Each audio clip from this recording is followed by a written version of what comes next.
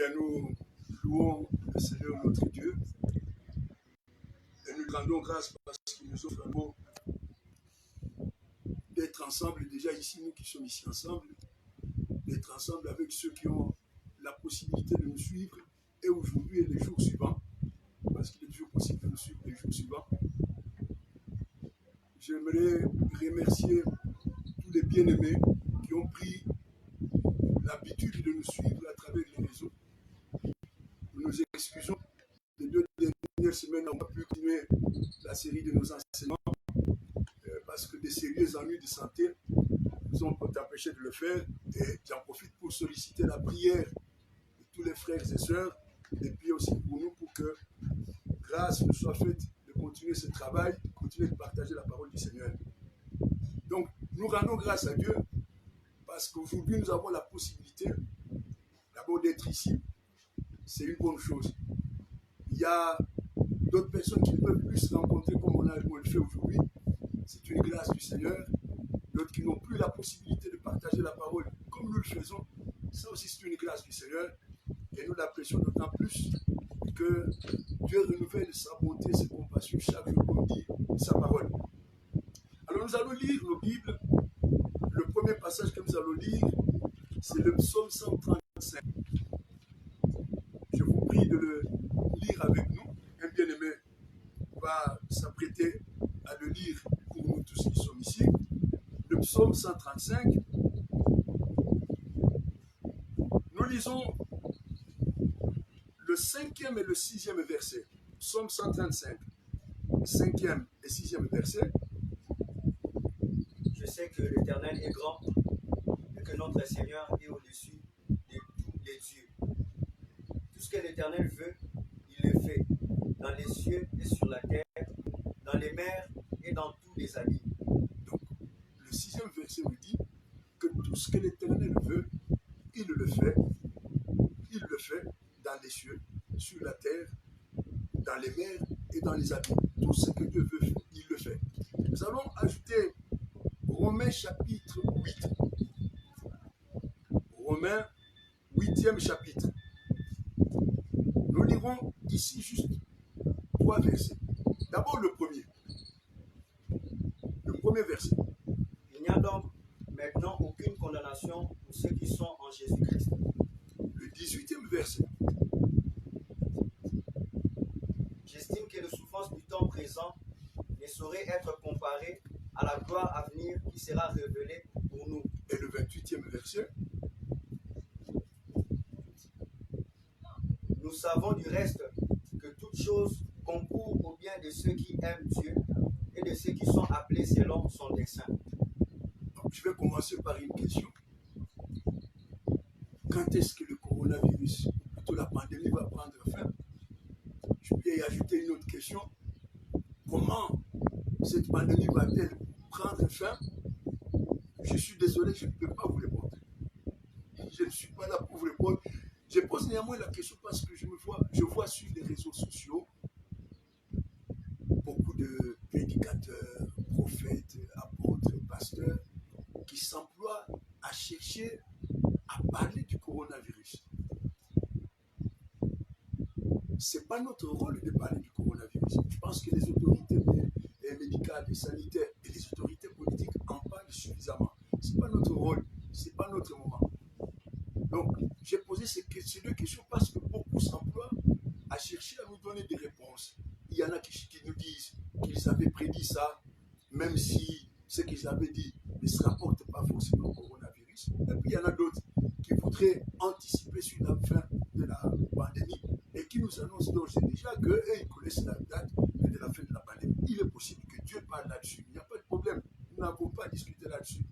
Mais je répète, ce n'est pas notre rôle. Et je répète encore aujourd'hui ce que nous avons déjà dit à nous dire.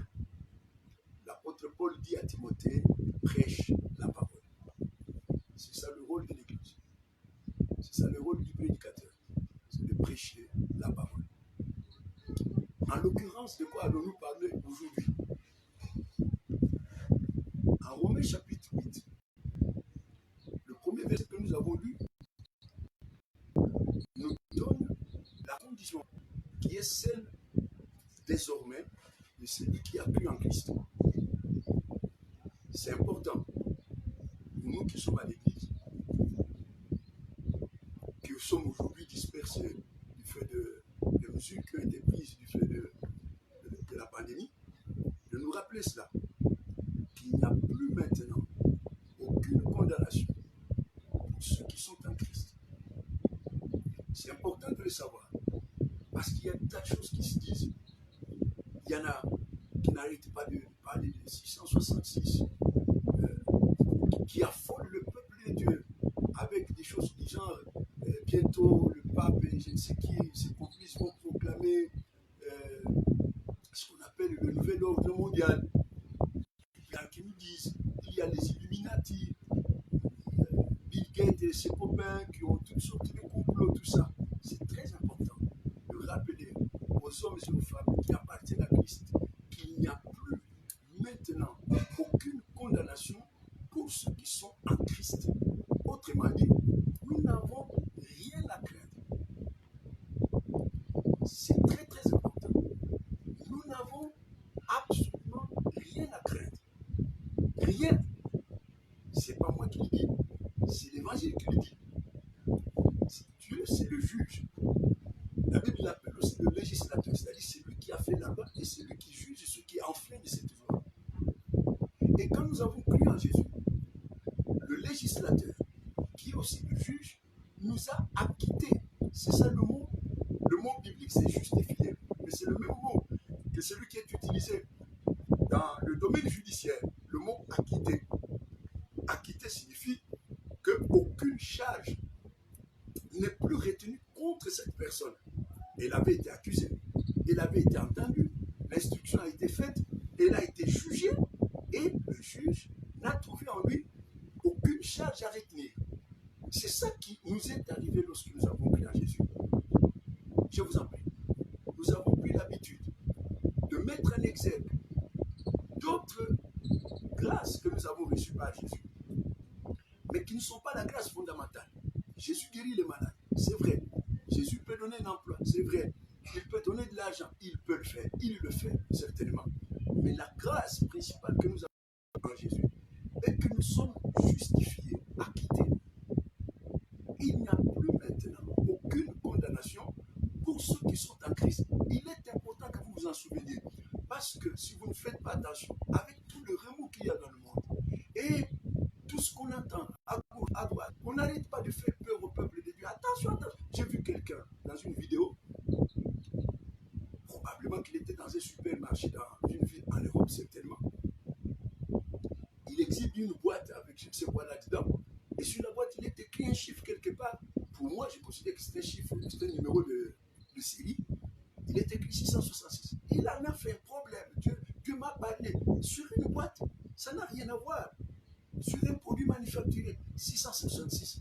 C'est la Bible qui en parle. Ce n'est pas une boîte dans un supermarché qui en parle. Une autre, c'est une dame qui fait courir un message. Dieu m'a parlé. Qu'est-ce que Dieu lui a dit? J'ai essayé de prêter attention pour savoir qu'est-ce que Dieu lui a dit. Non, attention. Le pape a promis bientôt je sais pas moi, entre le 11 et le 14 mai, il y aura en place comment ils appellent ça, le nouvel ordre mondial. Mais le chrétien n'a rien à craindre de ces choses. Ni aujourd'hui, ni demain, ni pour l'éternité. Je suis un homme acquitté par Dieu, acquitté, justifié. Romains chapitre 5, premier verset. Étant donc justifié par la foi, nous avons la paix avec Dieu par notre Seigneur Jésus-Christ. Le disciple de Christ est acquitté, justifié. Il n'y a aucune condamnation. Vous n'avez rien à craindre. Quand bien même le nouvel ordre mondial serait mis en place, quand bien même il y aurait, je ne sais pas moi, le règne des 666, on parle de plus de ceci et de plus de cela. Le chrétien n'a rien à craindre de tout cela parce qu'il est un homme ou une femme justifié par le sang de Christ. Par le sang de Christ. Romains chapitre 5, nous connaissons ce passage, verset 9 qui dit, mais nous sommes justifiés par le sang de Christ. Nous sommes justifiés. Le deuxième passage que nous avons lu en Romains chapitre 8, c'est le verset 18. L'apôtre Paul écrit, c'est l'Esprit qui lui dit de l'écrire. Il dit, j'estime et j'aimerais que chacun de nous en arrive à cette expérience-là. C'est une expérience personnelle, profonde, individuelle. Il faut que chacun de nous arrive à une telle expérience de pouvoir dire, moi aussi j'estime que les souffrances du moment présent, pour moi, ne saurait absolument pas être comparée à la gloire qui sera révélée pour nous. Que la souffrance soit physique, qu'elle soit de cœur, qu'elle soit de l'esprit, que la souffrance soit économique, financière, la bonne nouvelle est qu'aucune souffrance n'aura jamais le dessus sur nous. Quand on appartient à Jésus, quand on a vraiment Jésus comme Seigneur et Sauveur, quand on a réalisé la richesse de la grâce que Dieu nous a faite en Christ, alors on ne craint pas la souffrance. Je ne dis pas qu'on rit quand on souffre, non. Jésus lui-même a pleuré. Et Dieu sait que nous pleurons. La Bible dit qu'il sait de quoi nous sommes faits. Il se souvient que nous sommes poussière. Mais le chrétien au-dedans de lui garde cette conviction, cette certitude, cette assurance que les souffrances que je peux rencontrer aujourd'hui, y compris la pandémie de coronavirus, on l'appelle le nouveau coronavirus parce qu'il y en a eu d'autres avant, eh bien, cette souffrance du moment présent ne peut être comparée à la gloire qui sera révélée pour nous, les enfants de Dieu, lorsque Christ apparaîtra. Mes frères et sœurs, c'est ça l'espérance de l'évangile. Il y a toutes sortes d'espérances partagées dans les églises aujourd'hui. Par exemple, au début de chaque année, il y en a qui ont pris l'habitude de faire des déclarations sur les églises, de leur promettre monts et merveilles, de leur promettre du miel et une abondance de lait. Ils oublient que nous sommes plus cette alliance-là. Nous sommes dans une autre alliance. Si pour Israël, la promesse de Dieu comprenait un héritage territorial et terrestre, pour l'Église, ce n'est pas pareil. L'Église n'a pas pour promesse un territoire ou un héritage terrestre. Non, c'est l'évidence, c'est la parole de Dieu. J'aimerais le dire au passage. Beaucoup qui avaient pris l'habitude de ce qu'ils appellent l'évangile social, de n'annoncer que l'argent, la bonne santé, je ne sais pas moi, les voitures, les belles voitures, les bonnes situations. Aujourd'hui, ils ont dû ranger leur message dans des valises et dans des tiroirs. Parce que devant la pandémie, vous n'allez pas promettre aux gens des mariages, vous n'allez pas continuer de leur parler de l'abondance des biens matériels. Pourquoi est-ce qu'ils ont rangé tout ça? C'est parce qu'eux-mêmes estiment que leur message est devenu incongru, inapproprié. L'espérance de l'évangile, c'est la certitude d'une victoire finale de Dieu sur l'actuel système des choses. Et cette victoire ne viendra qu'avec l'avènement du Seigneur Jésus. Et là aussi, je reviens à vous.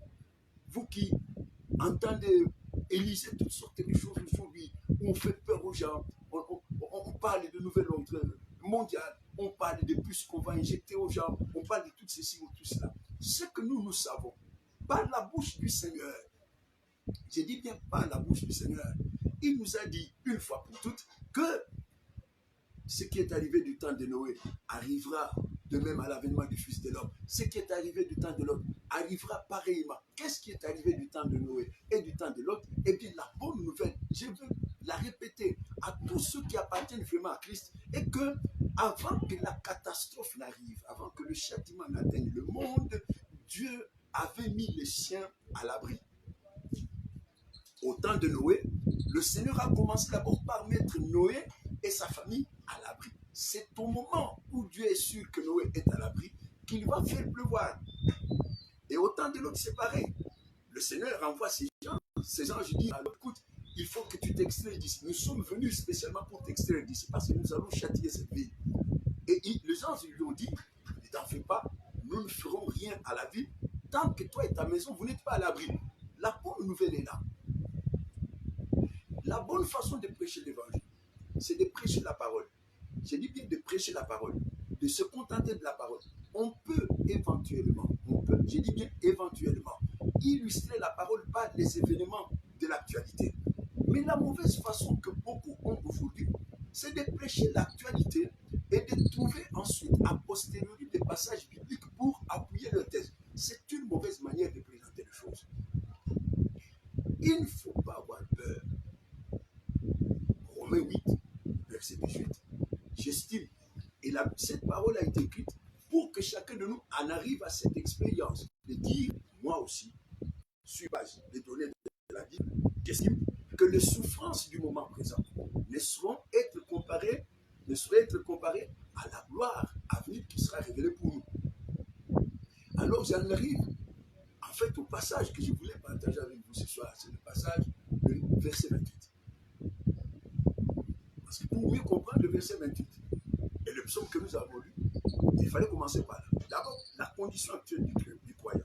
C'est très important. Si tu n'es pas sûr de Romains chapitre 1, tu vivras mal Romains chapitre 8, 18 et 28 te mettra complètement dans l'angoisse. Par contre, si tu as bien compris Romains chapitre 8, verset 1, et que telle est ton expérience, tu vivras aisément. Et dans le calme, Romains chapitre 8, verset 18, et tu vas te réjouir de Romains 8, verset 28. Verset 28 dit, nous savons du reste, que toute chose,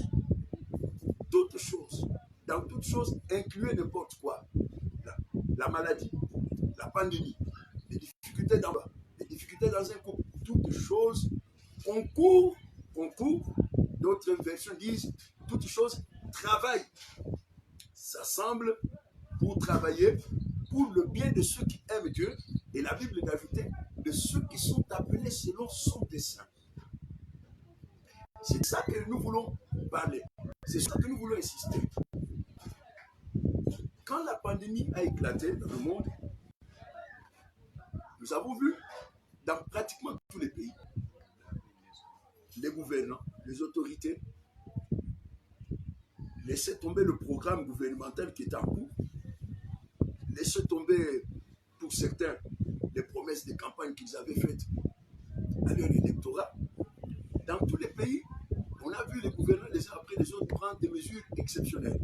Il y en a qui ont pris ce qu'on appelle l'état d'urgence, qui ont décrété l'état d'urgence. Dans d'autres pays, on a même décrété l'état de siège, quelque chose d'un peu plus dur, de plus musclé que l'état d'urgence. Voilà. Mais la bonne nouvelle, c'est quoi? C'est ça que nous voulons nous dire ce soir. La bonne nouvelle est que le dessein de Dieu, le projet de Dieu dont parle Romains 8, verset 28, n'a connu aucune interruption, n'a connu aucune modification, n'a connu aucun amendement. Le projet de Dieu reste intact en dépit de la pandémie du coronavirus. C'est très sérieux, c'est très important. Dieu n'a pas changé d'avis parce que la pandémie du coronavirus a éclaté. Dieu n'a pas changé de discours parce que la pandémie du coronavirus ébranle le monde. Dieu n'a pas modifié les promesses qu'il a faites à son Église à cause de la pandémie. Et deuxièmement, Dieu n'a pas différé son travail, son œuvre dans l'Église et pas de l'Église à cause de la pandémie. C'est important de le savoir. Nous avons tous des Bibles que nous lisons. Vous remarquerez que le projet de Dieu s'est poursuivi, y compris à travers les catastrophes, y compris à travers des grandes catastrophes. Du temps de Noé, le monde n'a pas écouté le Seigneur, n'a pas respecté sa loi. Dieu a châtié le monde. Est-ce que Dieu a échoué? Est-ce que Dieu a renoncé à son projet à cause de ça? Non. Dieu a continué son projet avec Noé. Vous remarquez que Dieu a continué son projet avec Noé. Plus tard, le Seigneur appelle Abraham. Et puis il dit à Abraham, ta descendance ira en Égypte en captivité. 400 ans après, je viendrai le chercher de là. Les Égyptiens qui ont vu les enfants d'Israël, parce qu'à l'époque, ce n'était pas encore vraiment tout un peuple, c'était un petit clan. Les Égyptiens qui ont vu Jacob, ses enfants, ses petits-enfants, descendre en Égypte, à leurs yeux, c'était une banale expérience de migration, comme il y en a aujourd'hui dans le monde. On voit des migrants qui montent, qui descendent. Les Égyptiens qui ont vu ces gens débarquer chez eux ne se rendaient pas compte qu'il y avait accomplissement du projet de Dieu. Et quand ils ont vécu avec les Israélites, ils se sont mis à les maltraiter, à les accabler, à les opprimer. Ils ne savaient pas que le projet de Dieu se poursuivait. Mes frères et sœurs, c'est important de nous souvenir aujourd'hui que le dessein de Dieu ne connaît pas de rupture, ne connaît pas de suspension. Dieu travaille de manière ininterrompue. Si tu le sais, si tu le crois, ça va changer ta manière d'affronter même les événements d'aujourd'hui. Par contre, si tu l'oublies, eh bien, tu vas tomber dans le même travers que les gens du monde. Je vais vous donner, c'est la première épître que Paul adresse aux Thessaloniciens, au 4e chapitre. Il dit aux chrétiens qui sont à Thessalonique, première épître aux Thessaloniciens, chapitre 4, 13e verset, il dit, nous ne voulons pas, frères, que vous soyez dans l'ignorance du sort de ceux d'entre nous qui dorment, afin que vous ne vous affligiez pas comme les autres qui n'ont pas d'espérance. C'est très important. Nous ne voulons pas que vous soyez dans l'ignorance du sort de ceux des chrétiens, des disciples de Christ qui sont déjà morts, afin que vous n'alliez pas vous affliger, c'est-à-dire que vous ne partagez pas la même angoisse, la même inquiétude, la même souffrance que les autres. Les autres, ce sont des païens qui n'ont pas une telle espérance. C'est-à-dire que le disciple devrait, nous tous nous devions, faire face aux circonstances actuelles d'une manière absolument différente de celle des païens. Et qu'est-ce qui nous distingue? Ce n'est pas que nous avons un médicament caché, un vaccin inédit. Non, c'est la parole. La connaissance de la parole devrait nous aider à affronter les événements actuels, mais d'une manière absolument différente de celle de personnes qui n'ont pas l'espérance. Et c'est quoi notre espérance? Notre espérance est fondée sur cette assurance que tout ce que l'Éternel veut, il le fait. C'est ce que nous avons lu dans le psaume 135e, au 5e et surtout au 6e verset. La Bible nous dit au 6e verset, tout ce que l'Éternel veut, il le fait. Qu'est-ce que Dieu veut? N'est-il pas écrit que ce que Dieu veut, c'est votre salut? Eh bien, il le fait. Pandémie ou pas pandémie, Dieu travaille à votre salut. Il fait concourir toutes choses. C'est ce qui est écrit. Dieu est à l'œuvre. Il n'a pas arrêté de travailler. Il n'a pas modifié son programme parce qu'il y a pandémie. Il n'a pas poussé le bouton pause sur l'activité du Saint-Esprit parce qu'il y a pandémie. Dieu travaille à faire concourir toutes choses. Il travaille de manière à ce que toutes choses participent au bonheur de ceux qui l'aiment. Toutes choses, je dis bien, y compris même les événements actuels.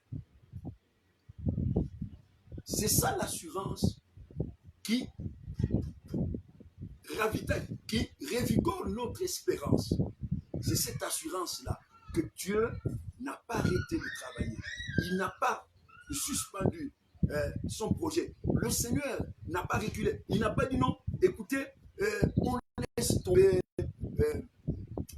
Nous allons d'abord nous occuper d'endiguer la pandémie dans le monde. C'est ce que font les humains. Ils se battent à endiguer la pandémie en se disant on va regarder le reste après. Nous nous occuperons de l'économie après. Nous verrons plus tard qu'est-ce qu'il en sera du système éducation. Nous verrons plus tard. Hein. Le sport, on va voir plus tard. Mais pour le moment, nous combattons la pandémie. Eh bien, Dieu ne travaille pas de la même manière. La Bible nous dit que le Seigneur fait concourir toutes choses. Dieu est à l'œuvre de manière ininterrompue. Ininterrompue. Tout ce que Dieu veut, il le fait.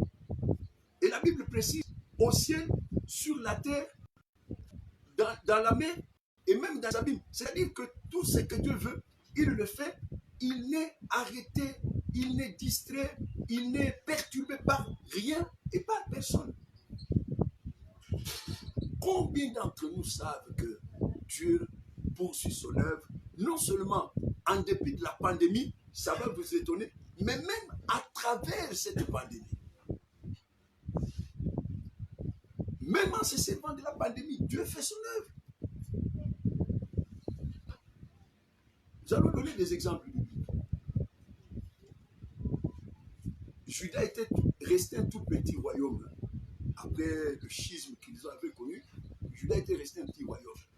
Et quand ils ont continué de désobéir au Seigneur, le Seigneur leur a envoyé, lui-même le dit, hein, quand vous voyez la description que le Seigneur fait des envahisseurs d'Israël, de Juda, pardon, dans le livre d'Habakkuk, il dit que c'était une armée impitoyable qui ne laissait rien sur son passage. Donc, les envahisseurs qui ont envahi le royaume de Juda ont écrasé le pays. On aurait pu dire, comme on a détruit le temple, on a déporté les prêtres, les lévites, une bonne partie de la famille royale, donc c'est fini, et que le Seigneur va mettre une pause à son œuvre en attendant. Eh bien non, Dieu n'a pas arrêté son œuvre a continué. Où? Sur une terre étrangère, à Babylone. Là où on ne s'attendait pas à trouver l'Éternel, le Dieu d'Israël, parce que beaucoup l'avaient connu comme le Dieu d'Israël. C'est comme si Dieu ne parlait et n'agissait qu'en Israël. Mais quand Israël a été dévasté par des envahisseurs, eh bien, Dieu n'a pas arrêté son œuvre. L'œuvre de Dieu a continué. Le projet de Dieu a continué. Où? Je répète, sur une terre étrangère, une terre païenne, à Babylone. C'est de Babylone que Dieu va donner certaines des plus belles révélations de son royaume, notamment par Daniel. Nous le savons. Mes frères et sœurs, qu'est-ce que cela signifie pour nous? Ça signifie trois choses, je peux en parler rapidement. Dieu voulant, quand on aura recouvré suffisamment de force, on va parler de choses, parce que c'est tellement important. Ça signifie d'abord pour aujourd'hui trois choses. La première chose, c'est que Dieu n'a pas changé de discours. C'est important, parce que quand nous tous nous voyons, hein, nous lisons, nous entendons sur les réseaux sociaux, il y a des gens qui parlent comme si tout d'un coup Dieu avait adapté son discours au contexte des pandémies coronavirus. Eh bien, Dieu n'a pas changé de discours. Dieu n'a qu'une parole en cette dispensation, c'est l'évangile. C'est ainsi que Paul, dans sa deuxième épître, qu'il adresse à Timothée, au chapitre 3, il dit à Timothée, mais toi, demeure dans les choses que tu as apprises et reconnues, certaines, sachant de qui tu les as apprises, car dès ton enfance, tu connais les saintes lettres qui peuvent te rendre sage à salut par la foi en Jésus-Christ. Il dit à Timothée, mais il dit à chacun de nous, demeure dans les choses que tu as apprises. Dieu n'a pas mis son évangile à jour pour l'adapter au contexte coronavirus. Dieu n'a pas une nouvelle version de l'évangile. Non. Je vois des prédicateurs qui tout d'un coup, pendant des années, ils ont prêché la prospérité, ils ont prêché, je ne sais comment, les leadership, toutes ces fantaisies-là, ce folklore dans les églises. Et puis tout d'un coup, ils se découvrent un nouveau métier, ils commencent à parler de l'avènement de Jésus, comme si c'était une doctrine nouvelle. Mais l'évangile, il est dit depuis des années que Jésus revient bientôt. Jésus revient bientôt. C'est ça l'évangile. Entendre beaucoup de prédicateurs aujourd'hui, c'est comme s'ils découvraient ça soudain dans la Bible, que coincés par la terreur du coronavirus, ils découvraient tout d'un coup dans leur Bible qu'il est écrit que Jésus revient bientôt. Et puis tout le monde se met à parler. Attention, pour eux, l'imminence de Jésus, ils la voient dans quoi? Dans le coronavirus, et puis dans le pape a dit, le pape a fait, et puis on voit ça dans les chiffres, on voit, oui, regardez, sur telle chose, il est écrit, si, et puis, non. L'évangile parle de l'avènement de Jésus. Le véritable évangile en parle dès le départ. Dès le premier jour, on te le prêche, on te dit, répands-toi, car le royaume de Dieu est proche, c'est-à-dire répands-toi, car Jésus revient bientôt. Donc, si Dieu n'a pas mis une pause à l'accomplissement de son dessein, ce qui est la vérité, eh bien, ça signifie d'abord pour nous, que Dieu n'a pas changé de discours. Il n'y a pas une nouvelle version de l'évangile. C'est le même évangile. C'est le même évangile qui devait être prêché depuis des années. C'est vrai que pour certaines personnes, ils le retrouvent un peu parce qu'ils l'avaient abandonné.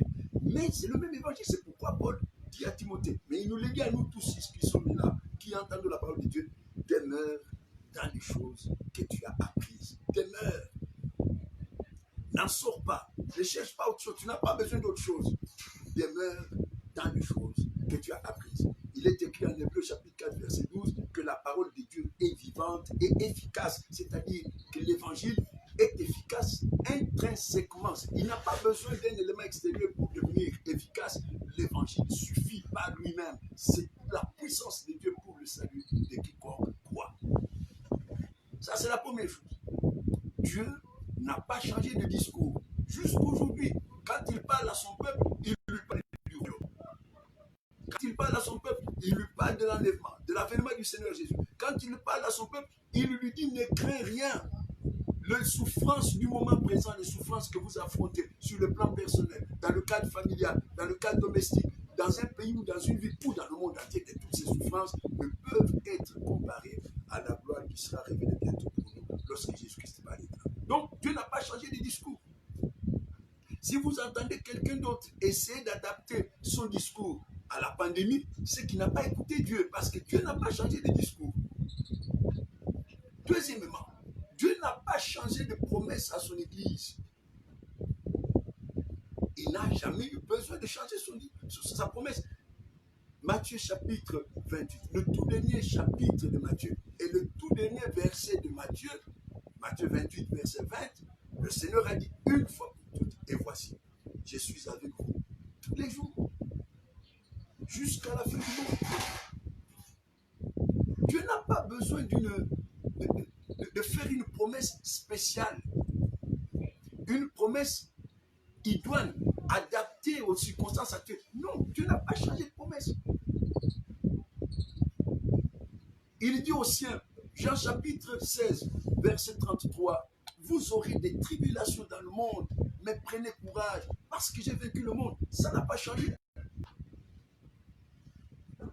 Je répète ça pour ceux qui entendent parler du nouvel ordre mondial, de puces qu'on va injecter aux gens, je ne sais quoi, de vaccins. Je vois des prédicateurs qui sont devenus des spécialistes en vaccins. Je me demande quand est-ce qu'ils ont eu le temps de faire ce genre d'études.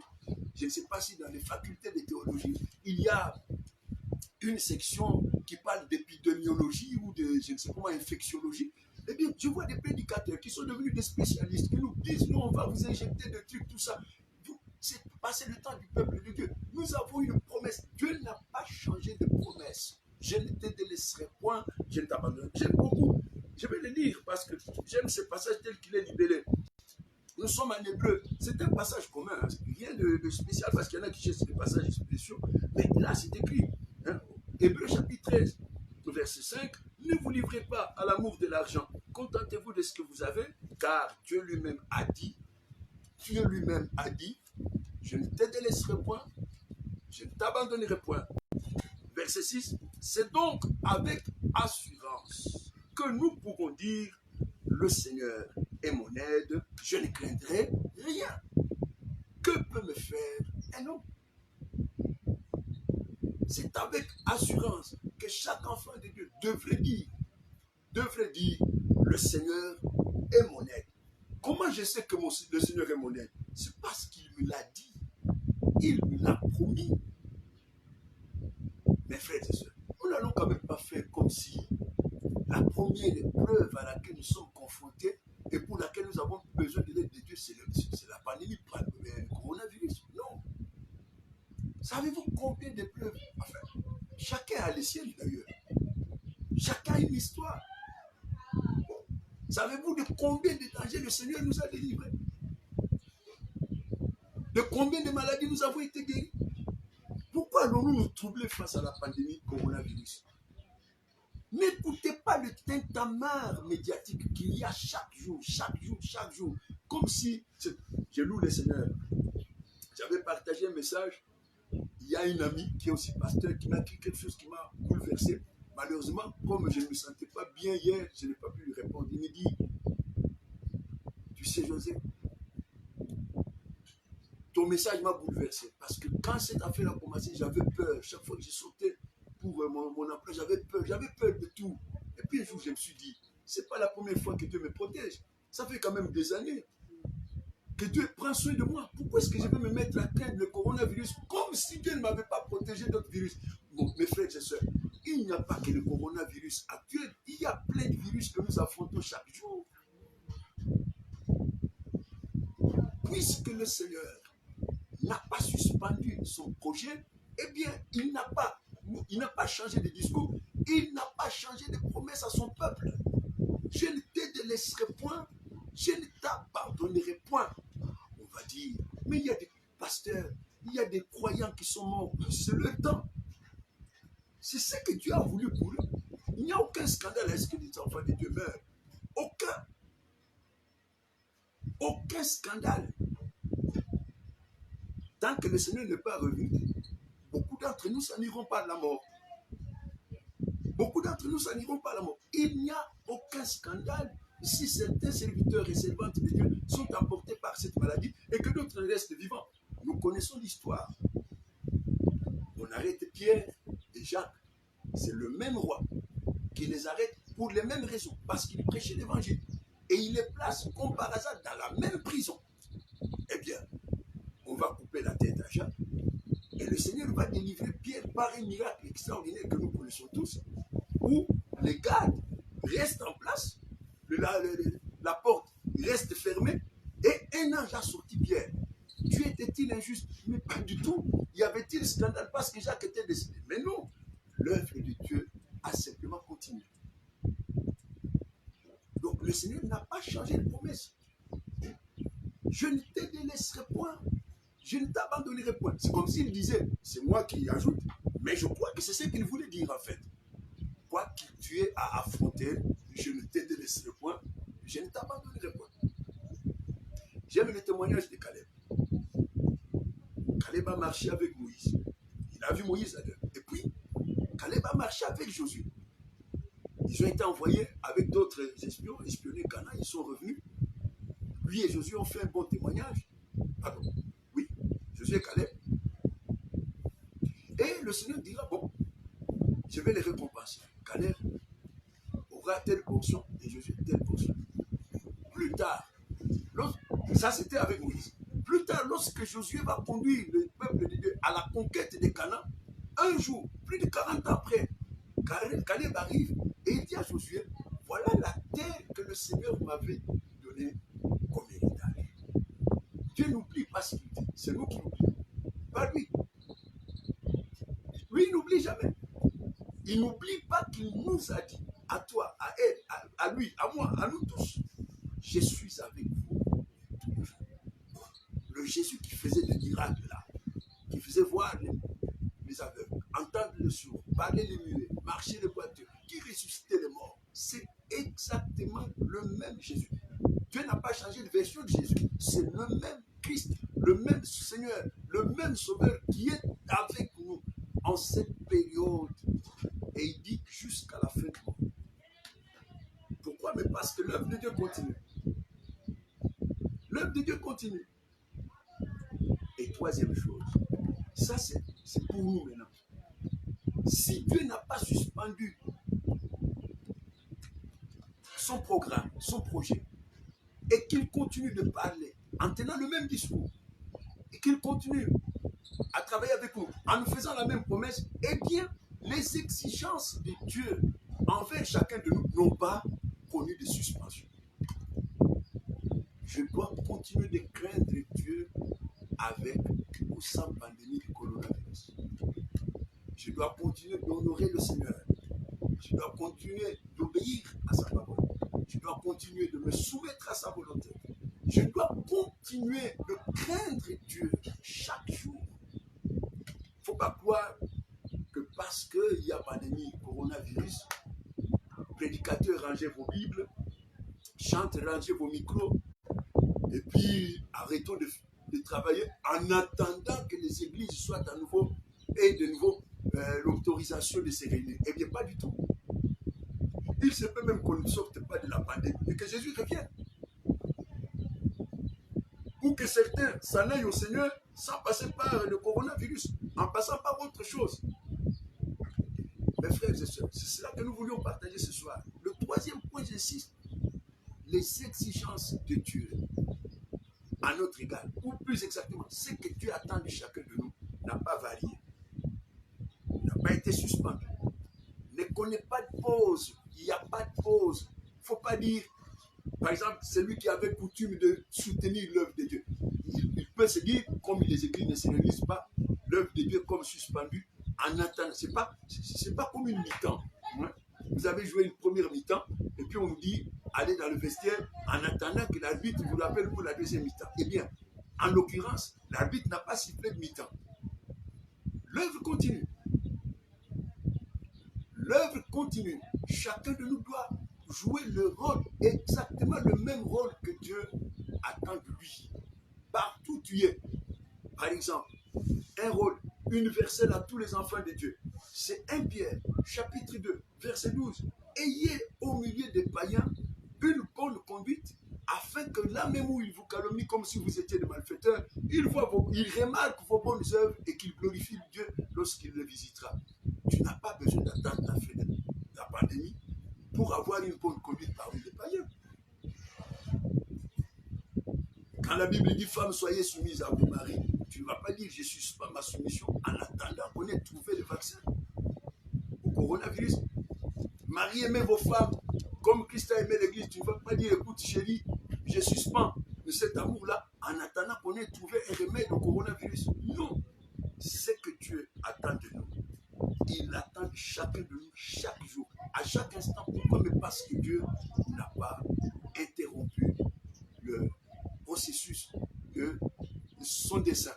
Toutes choses concourent au bien de ceux qui aiment Dieu, au bien de ceux qui sont appelés selon son dessein. Toutes choses, y compris cette catastrophe qui s'est abattue sur le monde. Je vous l'ai dit, il y a des hommes que Dieu va sauver à travers cette épreuve. Il y a des hommes et des femmes que Dieu va bénir au milieu même de cette épreuve. Et il y a des hommes et des femmes que Dieu va disqualifier au travers de cette épreuve. Parce qu'ils n'y auront pas plu, parce qu'ils n'auront pas fait sa volonté, parce qu'ils n'auront pas joué le rôle, le Seigneur va les mettre de côté. Alors attention, toutes choses concourent au bien de ceux qui aiment Dieu. Pourquoi? Mais parce que tout ce que l'Éternel veut, il le fait. Chaque jour, il le fait. Ce n'est pas la pandémie qui va l'arrêter, il le fait. Ce n'est pas les tintamarres médiatiques qu'il y a à gauche ou à droite. Tout ce que l'Éternel veut, il le fait. Et qu'est-ce qu'il veut? Il veut que bientôt, très bientôt, Jésus-Christ revienne. Et que j'aimerais que nous lisions, on va terminer par là. On va revenir sur cette première épître de Paul aux Thessaloniciens, au chapitre 4, à partir du 13e verset. C'est très important. C'est très important. Première épître de Paul aux Thessaloniciens, chapitre 4, 13e verset. Nous ne voulons pas, frères, que vous soyez dans l'ignorance au sujet de ceux qui dorment, afin que vous ne vous affligez pas comme les autres qui n'ont point d'espérance. Oui, jusqu'au 18e. Car si nous croyons que Jésus est mort et qu'il est ressuscité, croyons aussi que Dieu ramènera par Jésus et avec lui ceux qui sont morts.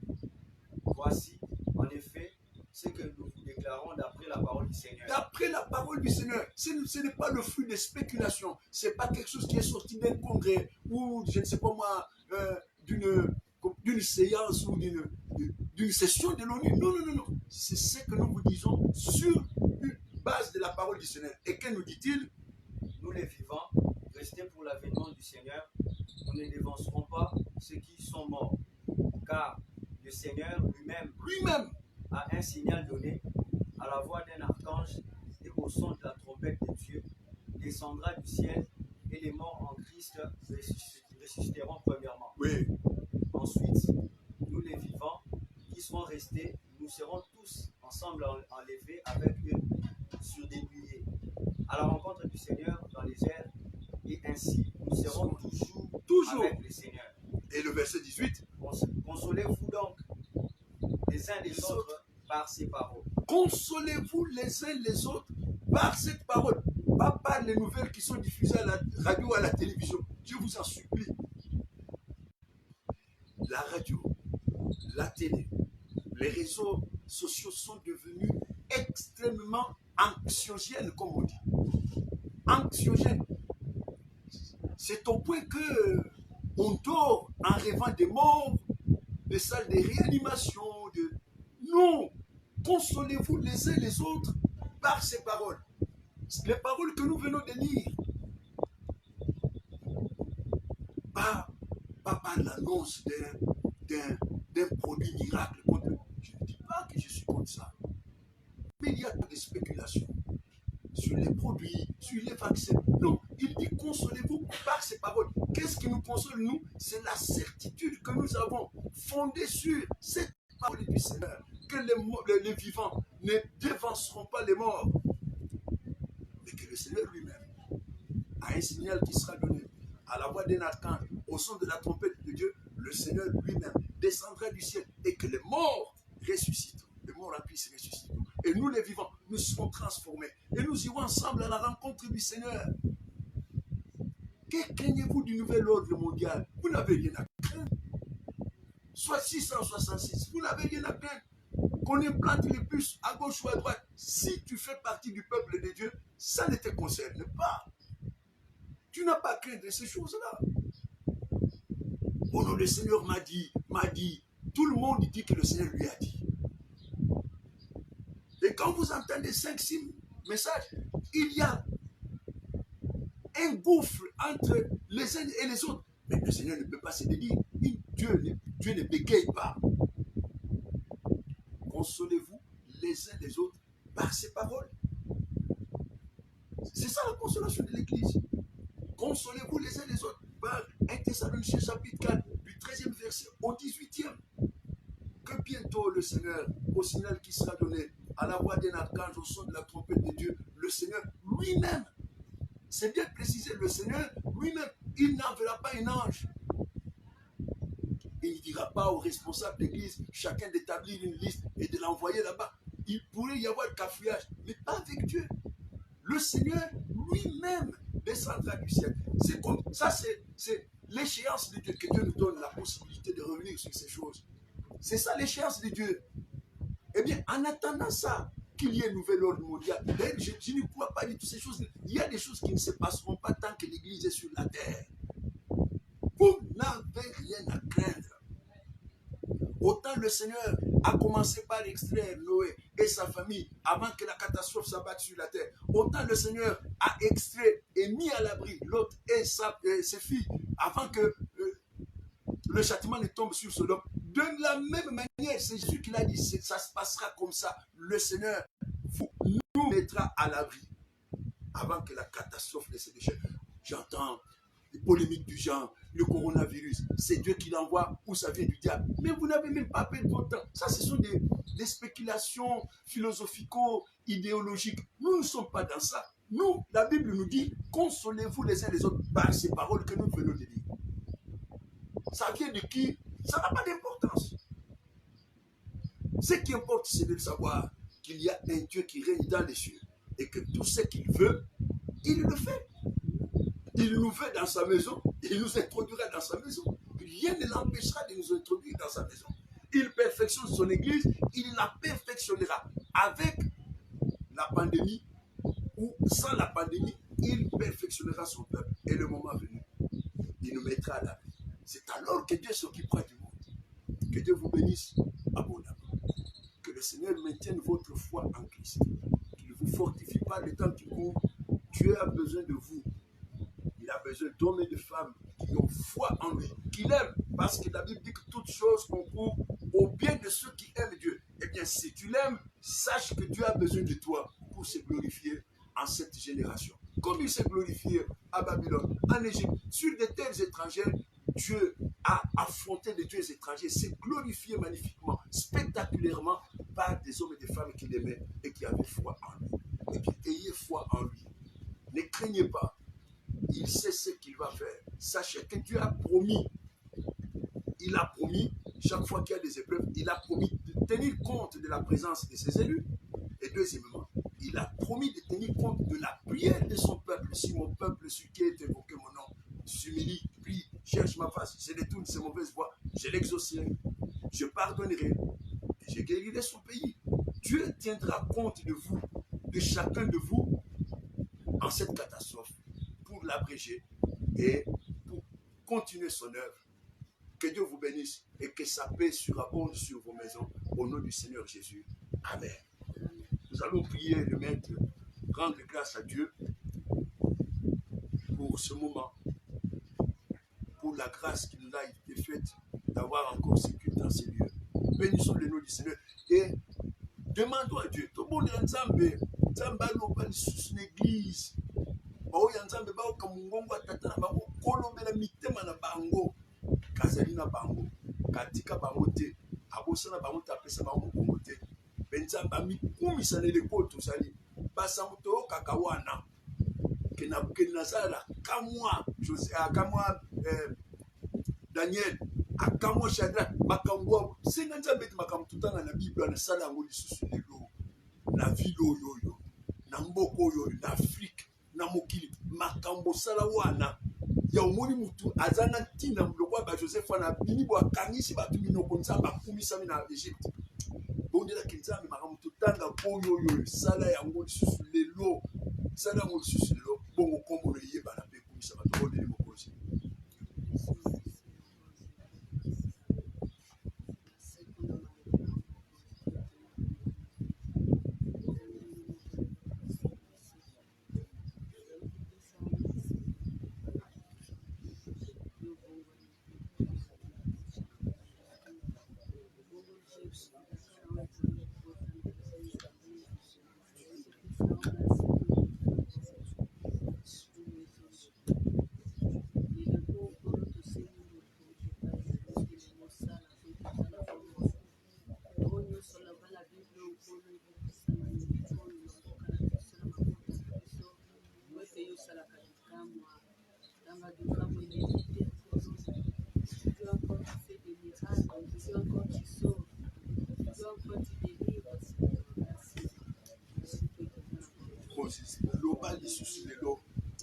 Sala lisusu lelo makambo besala koloba mpe kosala génération ya 2020 oyo bayeba ke yawe yo nde nzambe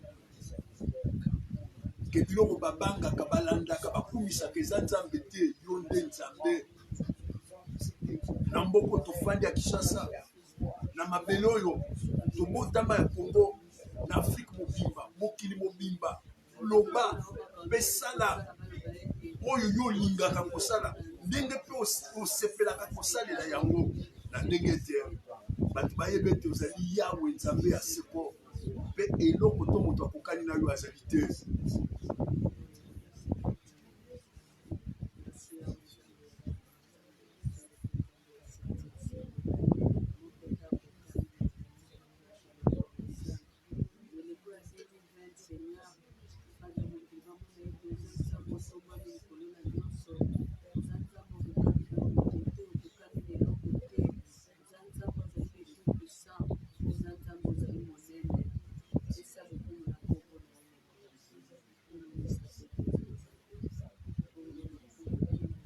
Bandeko tokolemba te koyebisa nzambe lokola mokonzi Josaphat aloba na nkolo alobi bayinyo baza ebele tokoka te tokoka bango te tomoni pene oyo tokosala te nous sommes sans force tokoyebisa nzambe bato baza na bahopito baza na minganga ebakisi elambamaka bazokufa boye kolo soko otiki monyoko ya boye kotela Kinshasa soko otiki monyoko ya boye kota Congo ekota Afrique kaka kokanisa kaka Congo te Afrique babi Kinshasa mobimba respirateur 8 Centrafrique mobimba mboka mobimba Centrafrique 5 respirateurs bongo soki babeli 100 bamususu wana baotia bango nini yebisa nzambe yebisa tekolo tokoka te mpe kovandaka na bandako boye tokoka te confinement to yebisa nzambe bana kotanga yango ya pasi bosi botie mbongo anesila te bakata yango botalaka na yo moko yebisa nkolo vraiment pardon na mawa na yo sukisaka makambo oyo sukisaka makambo neti tokende bameboye makambo oyo mpe esila baoyo bazobela wana bondela nzambe lokwa babiki baza en bonne voie esi esali mikolo soki boni bato bakufa te yebisa nkolo esuka bakufa te oyo bazobela wana babika ata bao batika na bandako bana yango bayebi te babika me oyo tokopesa ebele te me toyebisa ye po alobi faites connaître vos besoins yebisa nkolo soki kaka mpo na biso ebandeli ya me oyo makambo esi tovanda kala tobonde likolo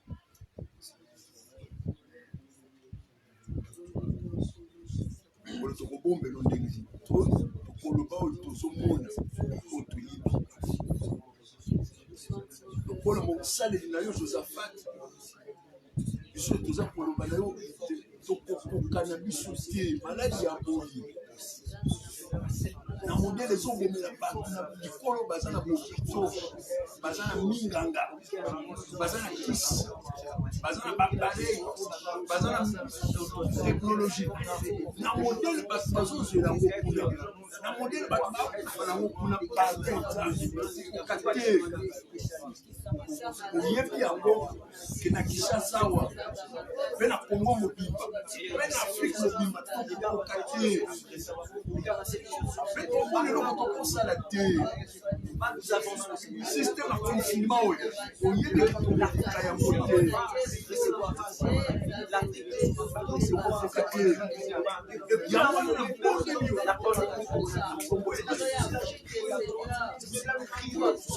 na ngai na me awa osilisa makambo oyo na me awa pasi oyendeka na me awa coronavirus alimwa akufa yenda akufa osengi bao bazopele maladi wana bamika na bayebasi bamonani na bayebi kutu te baza nango na nzoto nakoneli yo babika mpona lukuma kongo na yo babika nombre ya bakufu esukeli esika esukela na nzambe na moko yokela biso likambo oyo emimela te ekeleke mosika te na me awa osikisama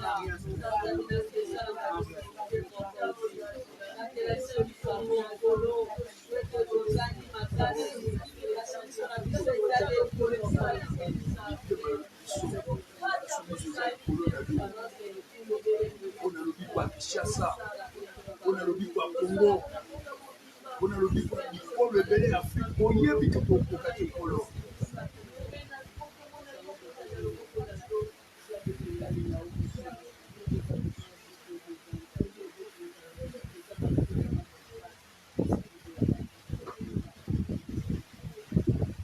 Sanzambe merci mingi po ete ayoki biso ayanoli biso alobeli biso mpe apamboli biso po epai nyonso nzambe alobaka asalaka bilobi azokonfirme maloba na ye na bilembo na misala na nguya mpe likamwisa ndenge na ndenge topesi nzambe merci mpe totiki bozongi na biso kokabwani na biso ya lelo na maboko na ye topamboli mokonzi.